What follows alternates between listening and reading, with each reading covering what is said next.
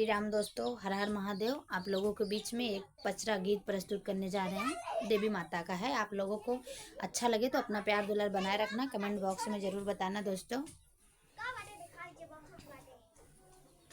पाँच पाँच पातावा पे लिखल देवी के नामवा, देवी माई उठी हो गई ना, देवी माई उठी हो गई ना, कहीं से रवा सवरिया, देवी माई उठी हो गई ना, कई के सवरिया मैया निकरी जौनपुरी नगरिया, माई के रहिया धई के ना, रो कैसे वका बलकवा, माई के रहिया धई के ना, कामन संकट तुहरे पार ना बलकवा, हो की रहिया धई के ना, हमरो रो कहला सेवकवा, हो की रहिया धई के ना, सब कर नैया मैया खेई के पारवा लगवलू हो हमारी नैया ना, मैया बीचे माजे धरवा हो हमारी नैया ना, आजू करतिया सबूर कर सेवका, हो सबेरवा भोरवना, हो सबेरवा भोरवना, नैया करबै हम खेवैया, हो सबेरवा भोरवना,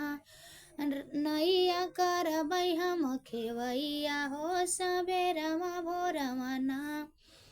पाँच पाँच पातावा पे लिखल देवी के नामवा, देवी माई उठी हो गई ना, शीतला माई उठी हो गई ना, कही के गादा सवरिया, शीतला माई उठी हो गई ना, कई के सवरिया मैया निकरी जौनपुरी नगरिया, हो सेवा कवा माई के ना,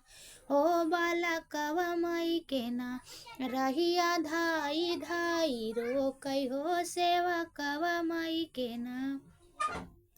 कामन संकट तोहरे पारनी सेवा कवा, हो की धाई धाई ना, हमारी रहिया जरो कला, हो धाई धाई ना,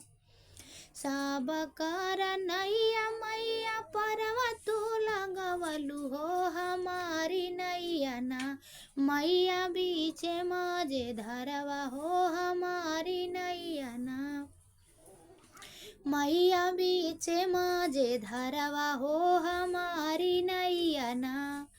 आजुआ के रातिया सबूर कर सेवका, हो सबेरवा भोरवना, नैया करबै हम खेवैया, हो सबेरवा भोरवना,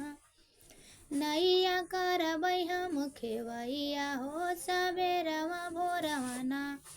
दोस्तों, आप लोगों को अच्छा लगे तो अपना प्यार दुलार बनाए रखना, कमेंट बॉक्स में बताना।